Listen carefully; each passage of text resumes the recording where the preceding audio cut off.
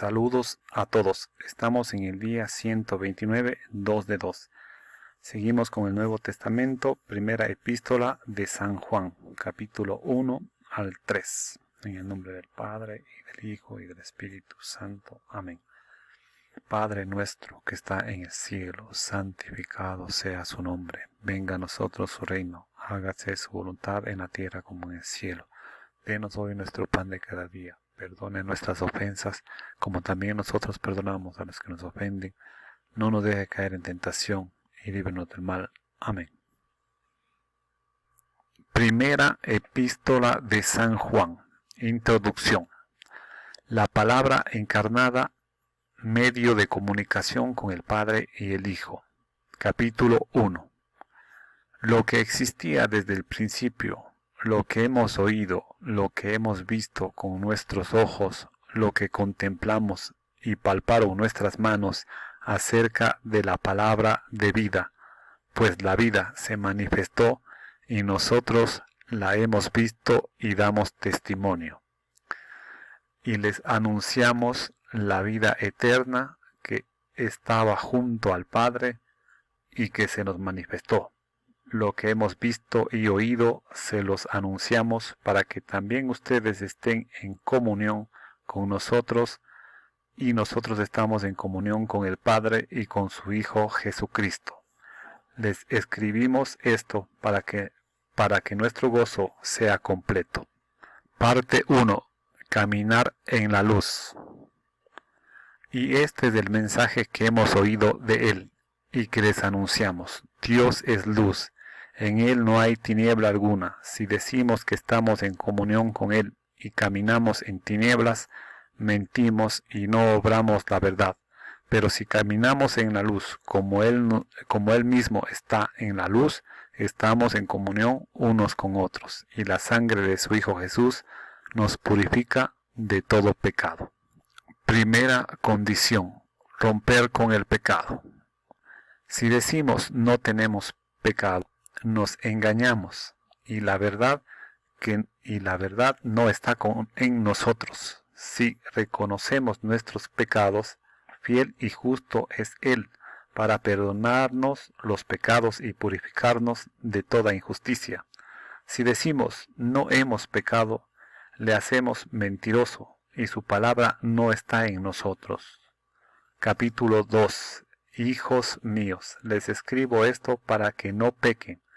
Pero si alguno peca, tenemos un abogado ante el Padre, a Jesucristo el justo. Él es víctima de propiciación por nuestros pecados, no solo por los nuestros, sino también por los del mundo entero. Segunda condición: guardar los mandamientos, sobre todo el de la caridad. En esto sabemos que le conocemos, en que guardamos sus mandamientos. Quien dice yo le conozco y no guarda sus mandamientos es un mentiroso, y la verdad no está en él. Pero quien guarda su palabra, ciertamente en él el amor de Dios ha llegado a su plenitud. En esto conocemos que estamos en él. Quien dice que permanece en él y debe vivir como vivió él, queridos, no les escribo un mandamiento nuevo, sino el mandamiento antiguo que tenía desde el principio.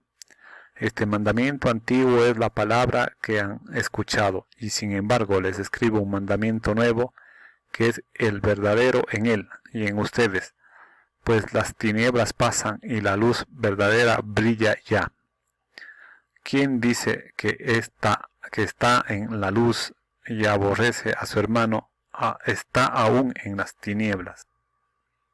Quien ama a su hermano permanece en la luz y no tropieza, pero quien aborrece a su hermano está en las tinieblas, camina en las tinieblas, no sabe a dónde va, porque las tinieblas han cegado sus ojos.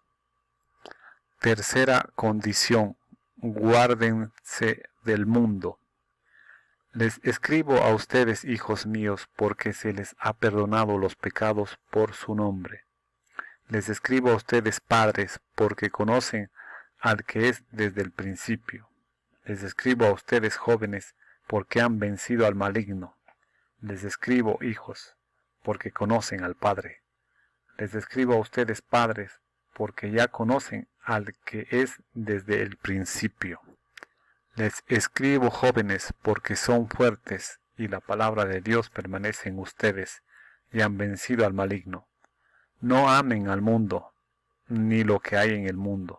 Si alguien ama al mundo, el amor del Padre no está en él, porque todo cuanto hay en el mundo, la concupiscencia de la carne, la concupiscencia de los ojos y la arrogancia de las riquezas, no viene del Padre, sino del mundo.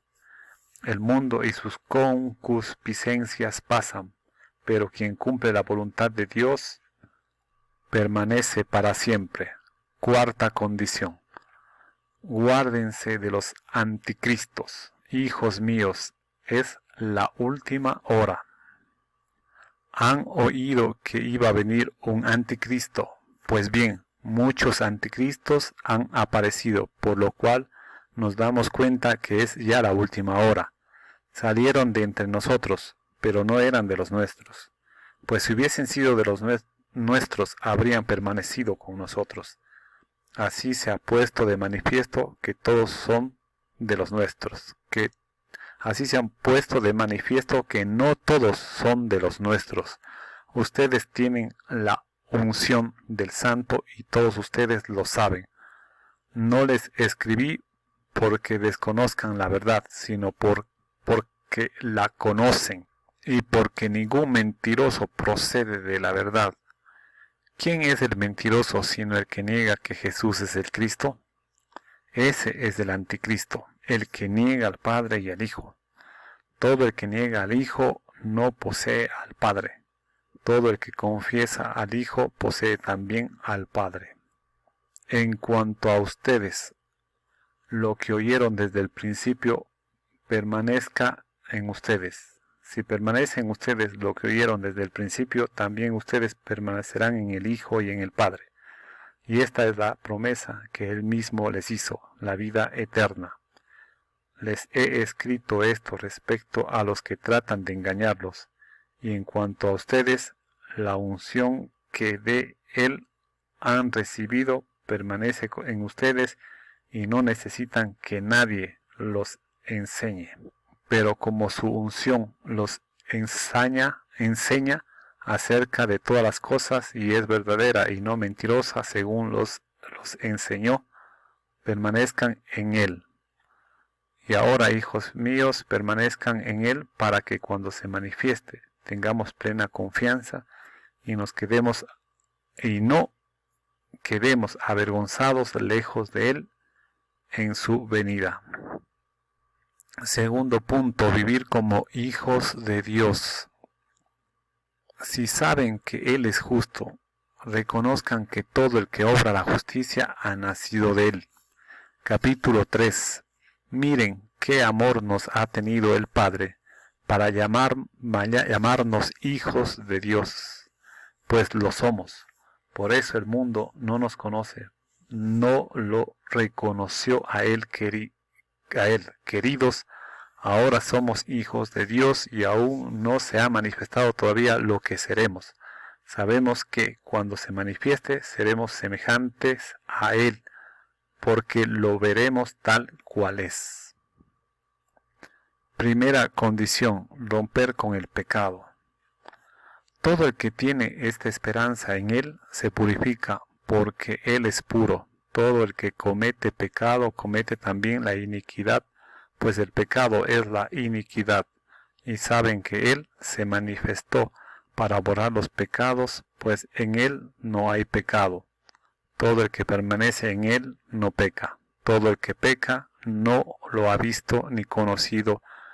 Hijos míos, que nadie los engañe. El que obra la justicia es justo, porque Él es justo. Quien comete el pecado es del diablo, porque el diablo peca desde el principio. El Hijo de Dios se manifestó para deshacer las obras del diablo. Todo el que ha nacido de Dios no peca, porque su germen permanece en él y no puede pecar, porque ha nacido de Dios. En esto se reconocen los hijos de Dios y los hijos del diablo. Todo el que no obra la justicia no es de Dios, y quien no ama a su hermano tampoco. Segunda condición, guardar los mandamientos, sobre todo el de caridad. Pues este es el mensaje que oyeron desde el principio, que nos amemos los unos a los otros, no como Caín, que al ser del maligno mató a su hermano. ¿Y por qué lo mató? Porque sus obras eran malas, mientras que las de su hermano eran justas. No se extrañen, hermanos, si el mundo los aborrece.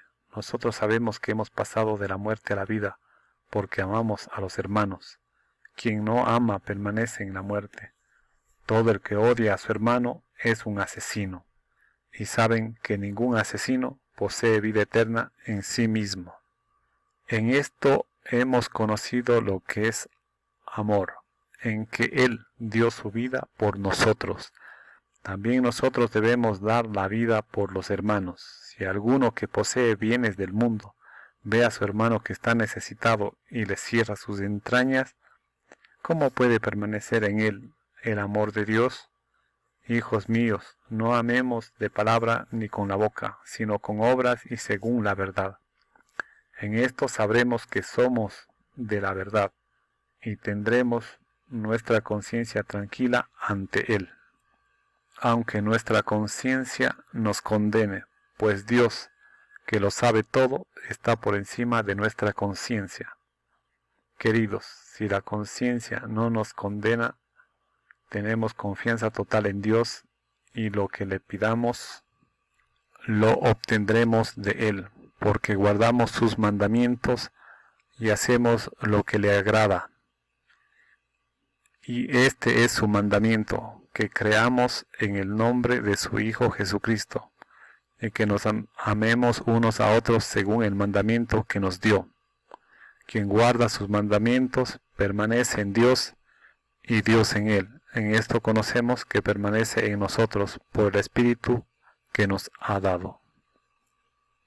Tercera condición, guárdese de los anticristos y del mundo. Cuarto capítulo. Queridos, no se fíen de cualquier espíritu, antes bien examinen si los espíritus son de Dios, pues muchos falsos profetas han venido al mundo. En esto lo reconocerán al Espíritu de Dios. Todo espíritu que confiesa a Jesucristo venido en carne mortal es de Dios. Todo espíritu que no confiesa a Jesús no es de Dios. Ese tal es del anticristo, que quien ha oído que iba a venir, pues bien ya está en el mundo. Ustedes, hijos míos, son de Dios y los han vencido, pues el que está en ustedes es más que el que está en el mundo.